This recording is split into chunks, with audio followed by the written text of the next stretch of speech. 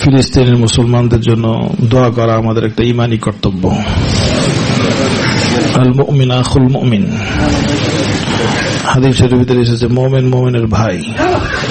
নিজের রক্তের ভাই যেমন নাকি কোনো বিপদে পড়লে এই অনুভূতি আমাদের ভিতরে থাকে।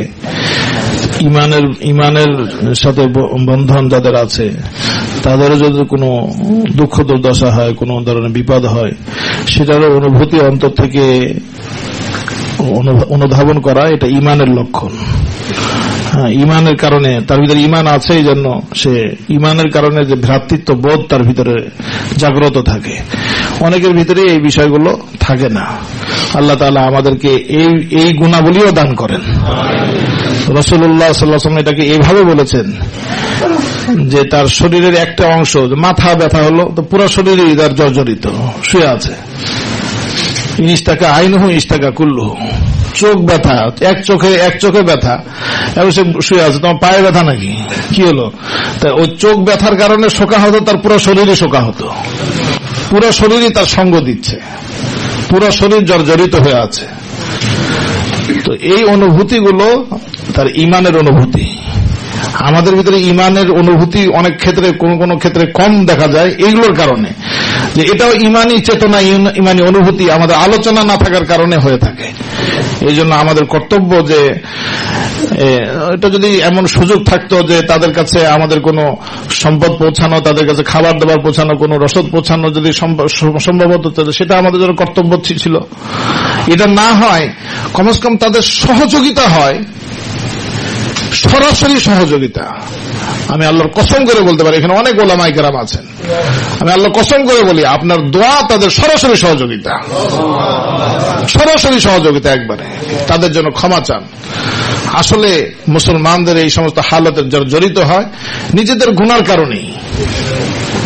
যাহারাল ফাসাদু ফিল বাররি ওয়াল বাহরি বিমা কাসাবাত আইদিন নাস, গুনার কারণে কোন সময় এইগুলোর পিছনে পড়ে, কোন সময় অন্য করানো হতে পারে। তো ক্ষমা চাওয়া আল্লাহর কাছে, এটা একটা এরকম কোন হালাতের ভিতরে নিজেরাও ক্ষমা চাওয়া, তাদের জন্য ক্ষমা চাওয়া। দ্বিতীয় নম্বর বিষয় হলো কি, আল্লাহ তাআলা যেন মদদ করেন তাদের উপরে। আল্লাহ তাআলার মদদ ছাড়া, আল্লাহ তাআলা মদদ হলে, জঙ্গে আহজাবের ভিতরে এমন ছিল, ওরা তো 15,000 ছিল, মুসলমানদের অল্প সংখ্যক 2-3 হাজার। তো কখনোই সম্ভব ছিল না তাদের সাথে যুদ্ধ করার মুসলমানদের। তারা সশস্ত্র অবস্থায় ছিল, সম্পূর্ণভাবে তারা সজ্জিত ছিল মুসলমানদের আকস্মিকেই। কেননা 1 বছর আগেই উহুদের যুদ্ধ হয়েছে, তার 1 বছর আগে বদর যুদ্ধ, মানে একের পরে এক। এটা মানে 4th বছরের ঘটনা, 4th বছরের ঘটনা জঙ্গে আহজাব। এর আগে পরপর প্রতি বছরই ঘটনা হয়েছে, যুদ্ধের ঘটনা। একটা যুদ্ধ একটা দেশের অর্থনীতিকে কিভাবে, মুসলমানদের কিছুই ছিল না, তার ভিতরে যুদ্ধ। তাদের না শারীরিক সুস্থতা ছিল, না তাদের আর্থিক সেই মানে সচ্ছলতা ছিল, সেরকম কোনো কিছু ছিল না মুসলমানদের। এর ভিতরে 15,000 মানে সমস্ত কাফের গোষ্ঠী একত্রে তাদের হামলা। তখন সালমান ফারসি রাদিয়াল্লাহু তাআলা আনহু পরামর্শ দিলেন, ইয়া রাসূলুল্লাহ, পারস্য দেশে আমরা দেখেছি এটা যে মানে কোন সময় এরকম ধরনের আকস্মিক হামলা আর বড় ধরনের হামলা ঠেকাতে তারা পরীক্ষা খনন করেন, বড় এই খন্দক খননের তখন পরামর্শ দিলেন। রাসূলুল্লাহ সাল্লাল্লাহু আলাইহি ওয়াসাল্লাম, সাহাবা কেরাম সকলেই খন্দক পরীক্ষা খননের পিছনে লেগে গেলেন। কি যে কষ্ট! তখন সাহাবা কেরাম রাদিয়াল্লাহু তাআলা আনহুম অনাহারে আর এই কষ্টে পরীক্ষা খনন করা কম সম কথা না।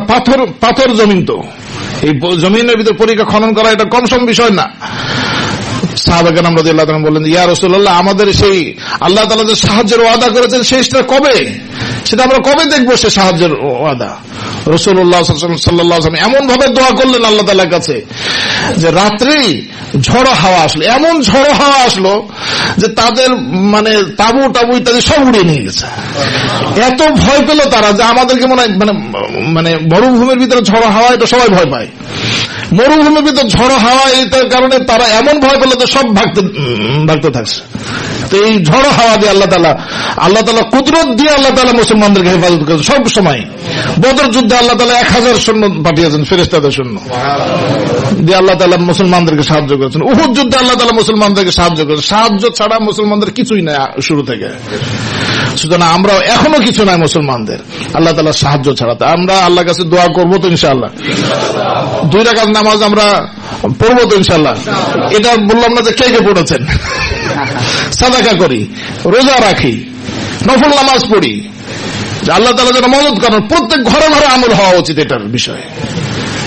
তাহলে না ভ্রাতৃত্ব বন্ধন হবে। তাহলে না ভাই, কোন ভাই আমেরিকায় থেকে আছে, সেখানে আপনার ভাই ওখানে কাজে গেছে, সেখানে গিয়ে সে অসুস্থ, তাহলে তার জন্য কি করেন? দোয়া চান, হুজুরদের কাছে দোয়া চান, নিজের কান্নাকাটি করেন, নিজের সাদাকা করেন, নিজে নামাজ পড়েন। তো ফিলিস্তিনের ভাইদের জন্য দোয়া করা কর্তব্য না আমাদের?